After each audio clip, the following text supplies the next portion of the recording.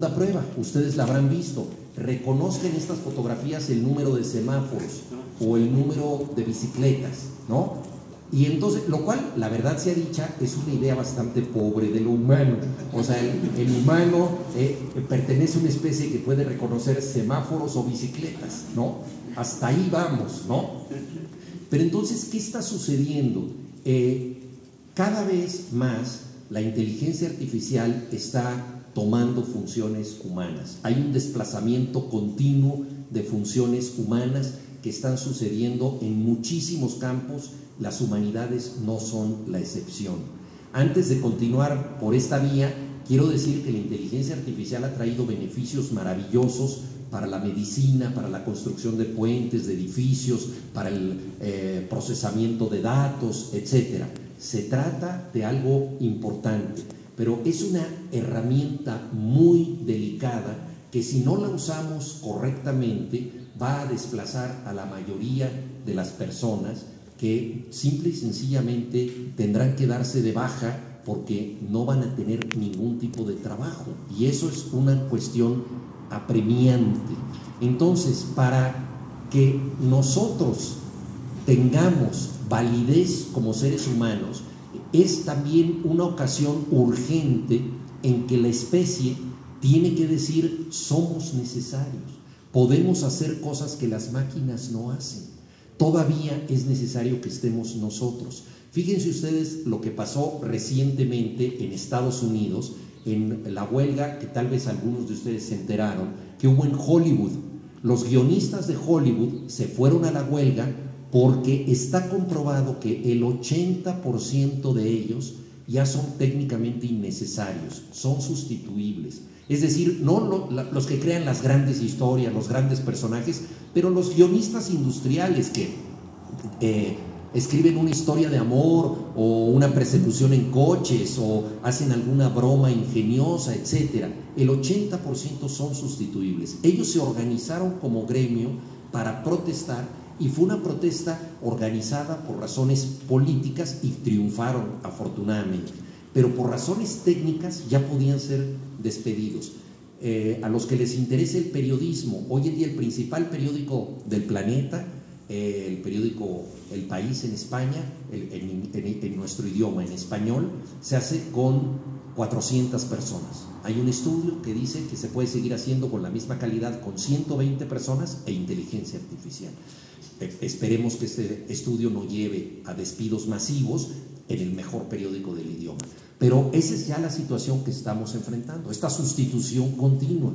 Entonces, las humanidades tienen un papel importantísimo para demostrar que el ser humano puede hacer cosas que las máquinas no pueden hacer. Y esto solo lo podemos resolver desde nuestro campo. Les pongo un ejemplo tremendo que pueden ustedes ver en YouTube. Tal vez conozcan un juego que se parece al ajedrez, pero es más complicado. Es un juego inventado en China que se llama Go. El Go se juega con piedritas y es el juego que tiene más combinaciones matemáticas creado por el ser humano. Normalmente los campeones mundiales de Go son asiáticos.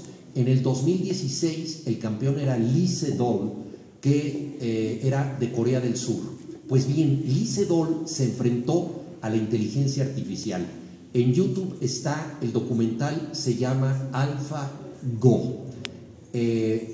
AlphaGo es un procesador de inteligencia artificial que jugó contra sí mismo millones de partidas, se adiestró a sí mismo, desafió al campeón. Para ser campeón del mundo hay que disputar 5 partidas. Pues bien, Lee Sedol, que era el campeón reinante absoluto, perdió 4-1 con la inteligencia artificial. El dato que les quiero poner a ustedes sobre la mesa es este. Aparecen en el documental unos 20, 25 científicos, expertos en tecnología, europeos, la mayoría de ellos de Gran Bretaña, que están felices con el desarrollo de su invento y celebran con champaña cuando derrotan a la inteligencia humana. Ese es pensamiento científico puro. Están pensando en el resultado fáctico. Mi misión es derrotar a la inteligencia humana. Lo logré, perfecto. Y están brindando sin saber que posiblemente están contribuyendo a ser desplazados ellos mismos, porque la máquina ya juega sola, la máquina se alimenta y no se dan cuenta de la repercusión social que esto está teniendo y de que ellos contribuyen a su extinción. Si hubiera un filósofo entre esos 25, un antropólogo, un escritor, les diría: cuidado, dense cuenta, van con los ojos abiertos hacia el abismo, ustedes se están dando de baja como humanos, están trabajando para eso, ¿no? Se necesita que alguien establezca esa conectiva de sentido. ¿Cuál es el sentido de esto? Otra cosa importante, en una jugada, créanme, porque no me acuerdo, creo que es la número 78, no me acuerdo bien, la máquina hace una jugada totalmente imprevista. Entonces, todos los expertos se sorprenden y dicen: esta jugada nunca se había hecho, ¿y por qué la hizo la máquina? No es una jugada que parezca una gran estrategia, no es una jugada que parezca una jugada de engaño o de sacrificio, es una jugada que parece no tener sentido. Consultan a la máquina después de esto y dice la máquina: hice la jugada porque era necesario para ganar. Pero ¿por qué? ¿Cuál era el sentido? ¿Qué pensaste? No pensé, era necesario. Es decir, la máquina no piensa, la máquina procesa. Le llamamos inteligencia artificial porque en 1956, cuando empezó este mecanismo, se le puso inteligencia para que se comprendiera mejor que era parecido a lo que nosotros hacemos. Pero la inteligencia humana es totalmente distinta, opera por intuiciones, corazonadas, ensayo y error, una argumentación, etc. Bueno, entonces, ¿qué pasa con la inteligencia artificial? Que no podemos entender cómo procesa. Fíjense ustedes, y estamos en manos de ella. Si ustedes se meten ahorita en Google, preguntan lo que sea, la primera respuesta que reciben es de inteligencia artificial. O sea, antes te llevaba a Wikipedia, que todavía es hecha por humanos, ahora ya es inteligencia artificial. Bueno, voy a mencionar una disciplina probablemente poco interesante para ustedes y que justifica que están ustedes aquí, porque es muy poco interesante también para mí, que son las matemáticas, ¿no? Estamos en un lugar en el que nos libramos de las matemáticas. Los felicito a todos ustedes, ¿no? Pero les quiero recordar un momento de tortura de su pasado que yo también tuve, porque quiero que lo entendamos en términos humanísticos. Recordarán ustedes cuando había que despejar una ecuación, se ponía una ecuación en el pizarrón o en el cuaderno, venía el examen y no se valía dar el resultado de que se despejó la ecuación. Había que poner todos los pasos, que era un camino de terror, ¿verdad? Todos los pasos, y te calificaban paso por paso. Bueno, ¿qué sucede con la inteligencia artificial? La inteligencia artificial nos da el resultado sin los pasos. Y eso a los científicos de ahora no les importa. Estuve el otro día en una conversación con Carlos Cuello, uno de los máximos computólogos de México. Él dice: hasta principios de este siglo, los científicos se ponían muy nerviosos cuando no entendían la secuencia de reacciones de la computadora. Pero luego se resignaron, dijeron: como la computadora es tan rápida, ya no le podemos pedir que nos explique cómo llegó al resultado. No le podemos pedir eso. Entonces nos resignamos a tener el resultado. Pero entonces, ¿qué sucede cuando a ti te dan un resultado sin la secuencia lógica? Tienes tú que creerlo o no creerlo, porque no sabes cómo llegó ahí. Y cuando tú tienes que creer en una cosa sin otra prueba, aunque el científico te dice: la computadora ya hizo todos los procedimientos necesarios, se trata de un artículo de fe. Estamos ante un tema casi teológico. La computadora te dice esto, ¿lo crees o no lo crees? No hay manera de indagar a la computadora en procedimientos complejos. Y ahí es donde entran las humanidades. Las humanidades se resisten a pensar que el mundo es así, que el mundo no tiene una condición causal, sino que nosotros tenemos que darle sentido a las cosas y saber por qué las hacemos. El padre de la inteligencia artificial, Geoffrey Hinton, era el número 1 de desarrollo de este campo en Google. Renunció porque dijo: hemos desatado un monstruo que ya no podemos controlar. Es el más reciente premio Nobel de Física. Si ustedes leen su discurso, también se lo recomiendo, o lo oyen, está en YouTube, es un discurso de humanidades, no es un discurso de ciencia, es la crítica de la razón científica hecha desde el pensamiento humanístico, porque él dice: desatamos un monstruo que no sabemos cómo trabaja, y si no sabemos cómo trabaja, esto no tiene sentido para lo humano. Es una reflexión filosófica, y dice: la humanidad depende de esto. En sentido estricto le dieron el premio Nobel de Física, pero es el premio a un arrepentimiento, porque la verdad, él desató algo. Pasó lo mismo que con Oppenheimer y la bomba atómica, que desató un invento que ya no puede controlar. ¿Cómo establecer ética social para esto? ¿Quiénes están escuchando a Geoffrey Hinton? Los desarrolladores de inteligencia artificial que siguen adelante. Donald Trump acaba de dar $500,000 millones a la inteligencia artificial, pidiendo que se concentre en espionaje y temas militares. $500,000 millones. ¿Creen ustedes que está interesado en el discurso de Geoffrey Hinton? Claro que no. Los que se tienen que interesar en esto son los humanistas. Somos nosotros los que estamos en el campo de las historias, de la reflexión, del comportamiento humano, los que tenemos que ver cómo preservar lo humano.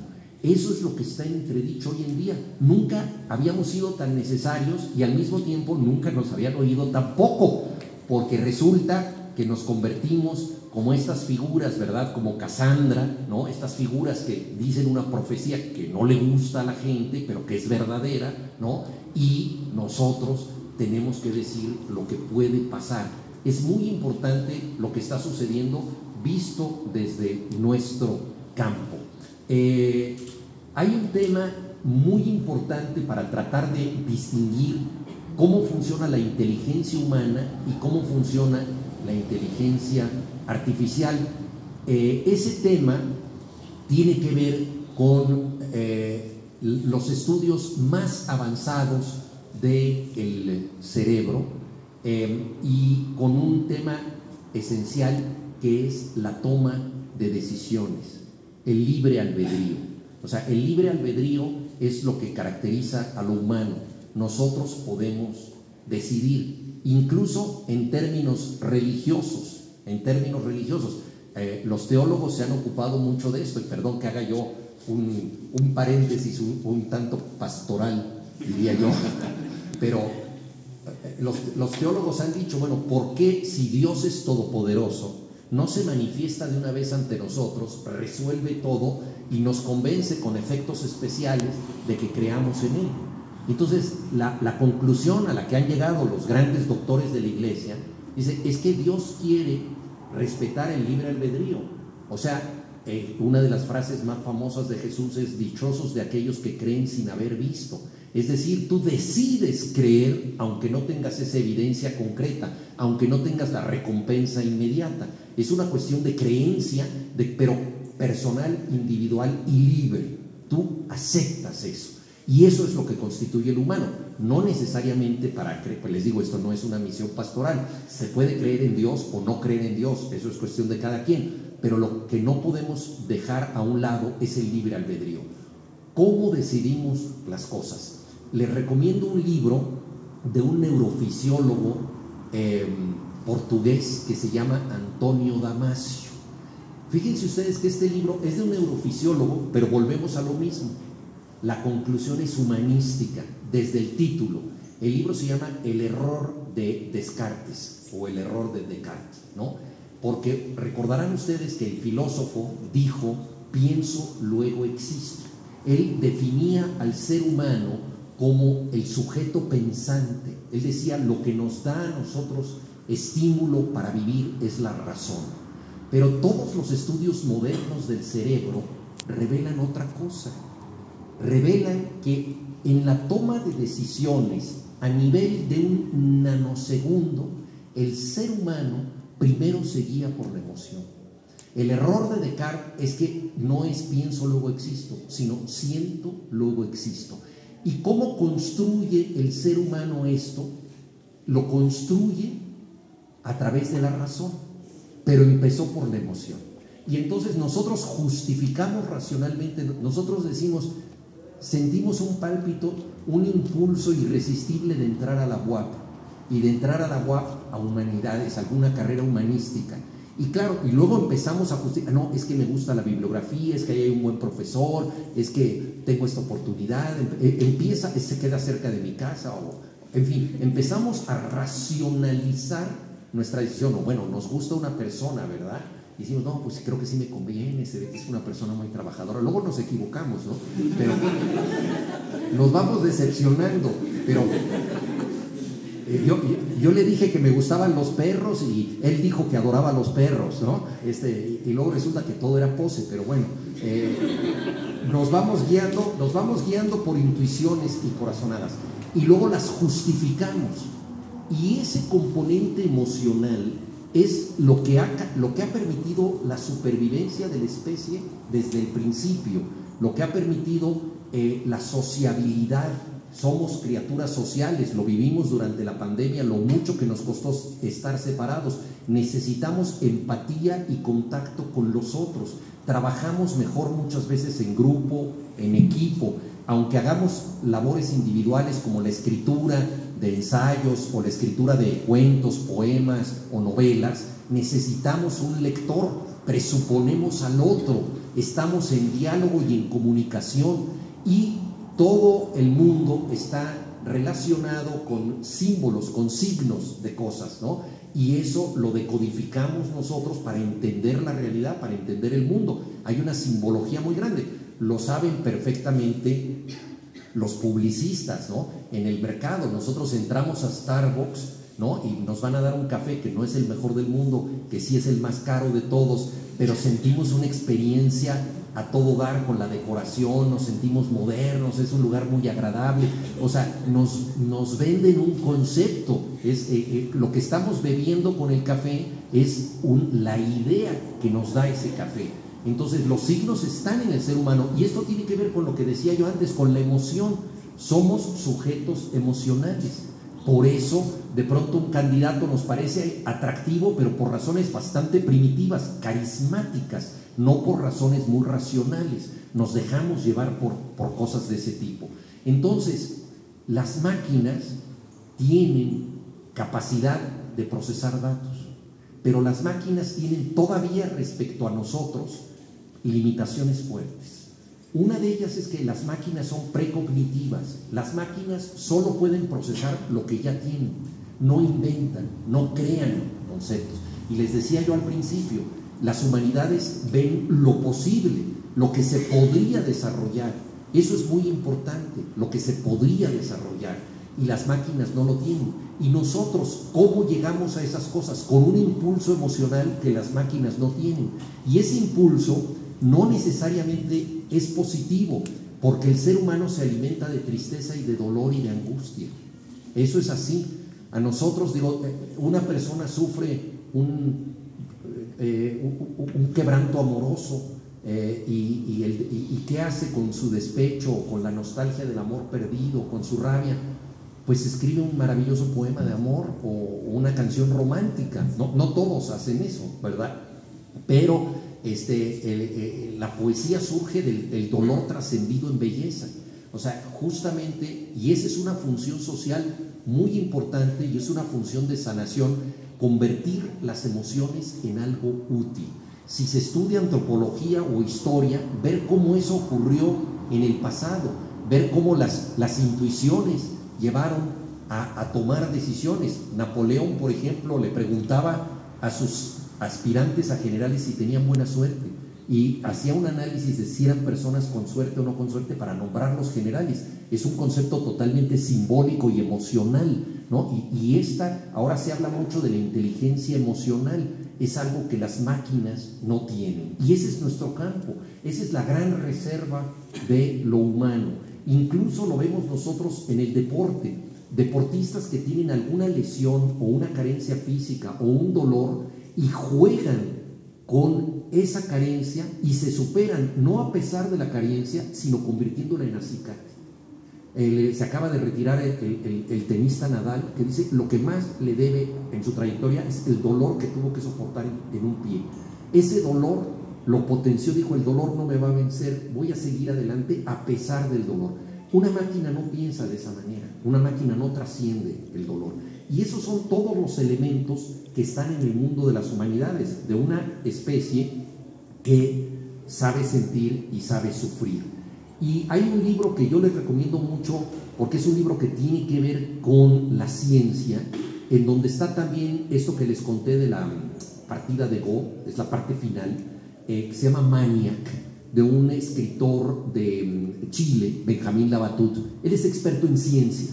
Y ustedes ven ahí, es la historia de la ciencia, pero desde una perspectiva psicológica, humanística, que revela cómo los grandes descubrimientos científicos, también esos descubrimientos surgieron de pesadillas, neurosis, envidias, competencias, rivalidades, y todo eso llevó, ¿verdad?, a que alguien se superara. Pero eso solo se puede entender desde las humanidades. O sea, los científicos simplemente ven el principio de Heisenberg, ven la teoría de la relatividad, no ven los problemas que tuvo Einstein para llegar a la teoría de la relatividad, ¿no? Entonces, y nosotros podemos ver todos los campos del conocimiento desde la problemática social y personal, ya sea en términos fácticos, en la historia, el historiador no puede mentir, el antropólogo tampoco puede mentir de lo que le dicen sus informantes o de lo que encuentra en civilizaciones pasadas, pero también está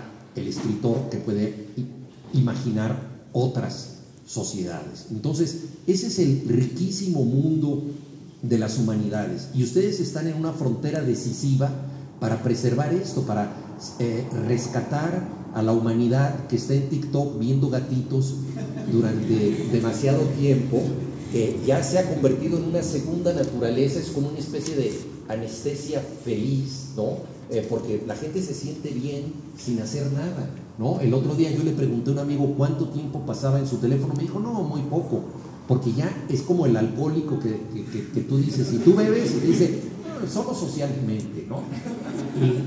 Y bueno, este amigo llevaba, ese día le dije, vamos a ver la función en tu teléfono, 7 horas 20 minutos en el teléfono, una persona que no se daba cuenta de que estaba en el teléfono, porque ya es una segunda naturaleza que si estuviéramos usando el teléfono para cosas muy importantes se entiende, pero todos nosotros sabemos que los gatitos ocupan mucho tiempo y otras cosas, oyendo reggaetón y todo, pero si seguimos así vamos a ir hacia el fin de la humanidad. Y termino con esto, la inteligencia artificial tiene también un impacto ecológico muy importante, y eso no nos lo están diciendo los científicos, son datos científicos, pero los tenemos que poner en valor desde la ética contemporánea. Si ustedes utilizan el ChatGPT, por cada 100 palabras se necesita la mitad de esta botella de agua para enfriar el mecanismo. La mitad de esta botella por cada 100 palabras. Imagínense ustedes el desgaste ecológico que representa la inteligencia artificial. Hablamos de la nube como si fuera algo etéreo, angelical, ¿no? Y que ahí es un lugar invisible, como el mundo de los sueños, donde está nuestra información. No, la nube es un conjunto muy complejo de grandes bodegas de metal y de cables en donde se almacena la información del planeta. ¿Y cuál es esta información? Básicamente nuestros datos personales. Nos hemos convertido en mercancías y por eso nosotros recibimos ofertas comerciales todo el tiempo. En el teléfono el algoritmo ya sabe que hicimos búsquedas de alguna cosa, ¿no? Y nos mandan entonces cosas similares, porque, y concluyo con esto, los algoritmos operan por semejanza. Si tú has buscado sitios arqueológicos, te va a recomendar un nuevo sitio arqueológico. Y eso nos puede llevar a cosas satisfactorias, porque nos formula deseos que todavía no tenemos, pero podemos tener, porque están en línea con lo que nos interesa, ¿sí? Pero finalmente, pensémoslo bien, es la tiranía de lo mismo. ¿Dónde está la variedad? ¿Dónde está la pluralidad? ¿Qué son las humanidades? Las humanidades son el reino de la diversidad, el reino de las posibilidades diversas y muchas veces contradictorias, teorías que se oponen unas a otras, distintas maneras de interpretar el mundo. Es este reino de muchas posibilidades, a diferencia del mundo único al que nos están llevando los algoritmos. Por desgracia, hoy no hay un filósofo que sea más influyente que un algoritmo. Los algoritmos están marcando la pauta del planeta, pero de nosotros depende volvernos importantes para que haya otra manera de pensar, porque a diferencia de los algoritmos, las bibliotecas, las universidades, las conferencias, los buenos periódicos, etcétera, nos ponen en contacto con cosas que no sabíamos que nos podían interesar. De pronto abrimos el libro de un autor sueco de otra época, o chino, o mexicano del pasado, y nos sorprende que nos interpele, y eso no sabíamos que nos podía interesar. Ahí está la diversidad, no es más de lo mismo que ya nos gusta, sino todo lo desconocido que nos puede gustar, lo cual es importantísimo. Y algo también muy importante, la cultura que ustedes van a adquirir en esta universidad les va a servir para entender mejor cualquier campo de conocimiento. Tener un mundo, tener un mapa humanístico de conocimientos te ayuda a descartar mejor las cosas que no son para ti. Empecé hablando de la universidad como un exocerebro. Aquí se almacena una sabiduría que nadie puede tener en su propia cabeza, ¿sí? Pero cuando llegamos nosotros a todos los repositorios del saber, ¿cómo le hacemos para saber qué nos conviene? Si vemos una enciclopedia no la podemos leer de principio a fin. Si vamos a una biblioteca no podemos leer todos los libros. Uno de los grandes humanistas del siglo XX, Umberto Eco, dijo: ser culto sirve para leer menos. ¿Qué quería decir con esto? Quería decir, cuando ya eres culto, no pierdes el tiempo leyendo todo, vas a lo que te interesa, discriminas con facilidad. ¿Ves? Este autor en antropología no me interesa, este texto científico no es para mí, esta línea de interpretación política no me conviene, estos autores no me dan confianza, esta bibliografía no es la que yo estoy buscando, y rápidamente tienes el mapa para llegar a las cosas. Entonces entiendes un mundo complejo. Eso es lo que ustedes tienen ahora en las manos. Yo creo que lo que se les ha entregado es algo que no tienen en otros campos, y ahí está la riqueza de las humanidades, que es una brújula no para saber cada vez más de cada vez menos, no una brújula de un pequeñísimo territorio, sino una brújula de todo el mundo del conocimiento. Eso solo está en manos de ustedes, de modo que yo les doy la bienvenida a esta carrera, a las muchas carreras que ustedes pueden estudiar en esta Facultad de Filosofía y Letras, todas ellas desafiantes, pero todas ellas con recompensas que no se encuentran en otras partes. Muchas gracias.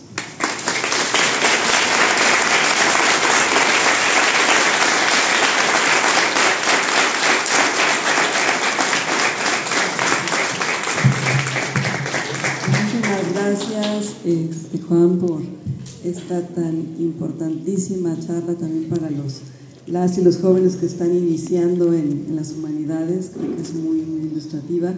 Y pues tenemos posibilidad de hacer preguntas. No sé si todo lo que nos dijo Juan Villoro les hizo mella, les permitió de repente pensar, ¿no? en esto precisamente, porque estamos estudiando humanidades, ¿no? Entonces, bueno, les damos la palabra a ustedes por si quisieran hacer alguna pregunta. Sí, si tienen una curiosidad de cualquier cosa, adelante, no necesariamente de lo que yo dije, sino de algo en el campo de las humanidades, de su carrera. Aquí hay una pregunta, sí, con gusto. Ajá. Bueno, esa es una pregunta, fíjate, la voy a contestar desde mi edad, pero porque yo ahorita ya me explico mi propia vida de otra manera, les va a pasar a ustedes seguramente. Yo quería ser escritor, yo descubrí la lectura por gusto a los 15 años, leyendo un libro de José Agustín, un escritor mexicano, que trata de un chavo que está en las vacaciones entre la secundaria y la prepa. Es un chavo que no sabe qué hacer con su vida, sus padres se están divorciando, detesta la escuela. Me identifiqué con él plenamente y entonces leí ese libro y dije, no, yo quiero hacer lo mismo, porque la vida del personaje se parece mucho a la mía, pero la de él es divertida, la de él tiene sentido. Volvemos al tema del sentido. La mía era simplemente confusa, ¿no? A mí me gustaba una chica que no me hacía caso, pero eso no tenía chiste. Al personaje le pasaba lo mismo, pero sí tenía chiste. Entonces yo dije, si yo soy capaz de escribir así, mi vida, todo lo que me pase, bueno o malo, se va a poder convertir en literatura, porque hacer literatura es trasvasar la experiencia, ¿no?, en una forma del arte, si te sale bien el texto, ¿no?, o en un intento de arte, si te sale no tan bien. Entonces es lo que yo quería. Y entonces cuando llegó el momento de escoger una carrera, yo tenía una idea muy romántica de la literatura. Entonces yo decía, yo tengo una pasión maravillosa, pero yo no quiero leer libros por obligación. Yo no quiero leer libros porque me le diga la maestra, tienes que pasar la materia leyendo literatura medieval o leyendo El Cantar del Mío Cid, o grandes obras de la literatura que a lo mejor no quiero leer en ese momento. Entonces mi idea romántica era que yo tenía un gran romance y que si yo estudiaba letras iba a ser como un matrimonio por conveniencia, y entonces iba a tener que portarme bien y hacer cosas que yo no quería, ¿no? Y entonces estudié la carrera de sociología, que está en las humanidades, pero que me permitía aislarme un poco. Respondo ahora desde mi edad, yo estaba equivocado. Digo, uno se equivoca mucho en la vida, y yo desde luego estaba equivocado. Se puede estudiar letras y no perder la pasión por las letras, y ha habido grandísimos escritores que han sido no solamente licenciados sino doctores en letras y todo eso. Y luego además, ¿qué pasó? La vida me puso en mi lugar, porque me dieron la oportunidad de dar clases y yo tenía una licenciatura en sociología. Me hubiera convenido mucho más tener un doctorado en letras, ¿no? Y aquí lo puede avalar la directora de la facultad. Entonces, claro, empecé a dar clases con el nivel más bajo por no haber estudiado bien, en fin, esas cosas. Y se los digo con toda honestidad, así fue. Yo tenía una idea muy vitalista en esa época, ¿no? Tenía una idea muy vitalista porque yo admiraba mucho a los escritores que habían sido marineros, que habían estado en la guerra, en la guerrilla, que habían sido periodistas. Entonces yo trabajé en un barco carguero, pensando que iba a escribir una gran novela que nunca escribí sobre el barco carguero. En fin, yo quería tener experiencias medio locas, ¿no? Pero era la idea que yo de esa época. Y luego con los años me di cuenta que la academia es un lugar muy fértil donde se pueden hacer muchas cosas, y bueno, y donde me he dedicado yo a dar clases hasta la fecha, ¿no? Pero ya digamos, formándome más por mi cuenta, ¿no? Como autor. Entonces, bueno, pues eso fue lo que me llevó a decidir esa carrera, pero les digo, fue un poco con estas vacilaciones que tienen uno muchas veces en la juventud. Dicho lo cual, la carrera de sociología me sirvió mucho y me gustó mucho. O sea, realmente fue una carrera que me gustó mucho, que hice con mucha pasión y que me sirvió mucho, sobre todo cuando escribo artículos periodísticos, ensayos, para establecer contextos sociales, para entender la literatura, porque la literatura no solo se entiende por lo que escribió un autor, sino cuál era su época, cuáles eran los temas religiosos, políticos, sociales, económicos, todo eso. Entonces la sociología sí me ha servido mucho, y es una carrera que también aprecio mucho, aunque no he ejercido formalmente. Sí. Aparte de la literatura, ¿de qué otro medio te has sentido muy nutrido al momento de querer contar historias? Sí, fíjate que yo creo que una de las cosas maravillosas de la literatura es que tienes vasos comunicantes con todo lo demás, ¿no? Una de las grandes ventajas de escribir es que, por ejemplo, si te interesa la medicina, es un área de la vida que a mí me interesa mucho, pues puedes escribir una novela sobre médicos y puedes hablar con médicos y puedes ir a operaciones y leer libros al respecto y tratar de pensar como un médico, porque un médico ve el mundo de distinta manera. Un médico ve a una persona y puede decir, uy, tiene unas manchas de que no le funciona bien el hígado, ¿no? O me dio la mano y tiene temperatura, ¿no? O sea, un médico ve de otra manera el cuerpo, ¿no? ve cosas en los ojos, ¿no? Etcétera, ¿no?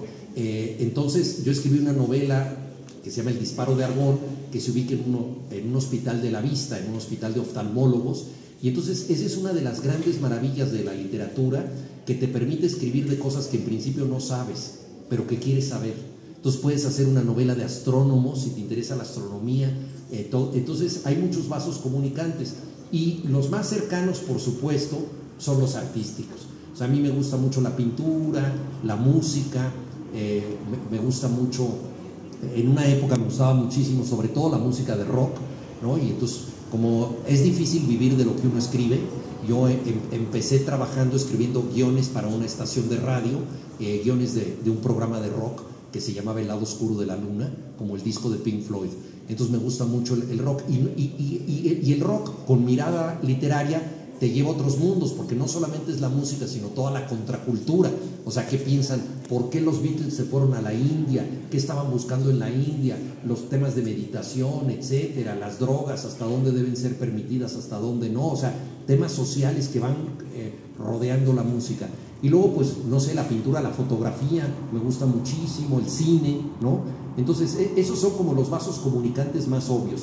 Pero también a mí me ha interesado mucho la astronomía, me ha interesado mucho la medicina. No sé mucho de eso, pero soy curioso. Y la gran ventaja, les digo a ustedes, es que aunque uno no sea experto en medicina, por ejemplo, los guionistas, ¿han visto ustedes esta serie que se llama Doctor House? Yo leí una entrevista con los guionistas, no saben nada de medicina, pero utilizan las palabras de una manera que, wow, te convence de todo lo que está pasando ahí, ¿no? Porque las usan dramáticamente, las palabras. Entonces esa es una de las grandes ventajas de nuestro campo, que sin ser especialista te puedes acercar a muchas situaciones, ¿no? De nada. Adelante. Bueno, puede que esté rozando los límites de algo personal para usted. En este caso quería preguntarle acerca de si hubo algún momento en el que tuviera algún declive, ya de forma emocional o mental, que le permitiera aumentar sus ganas de continuar en su carrera o en su motivación, en su propósito.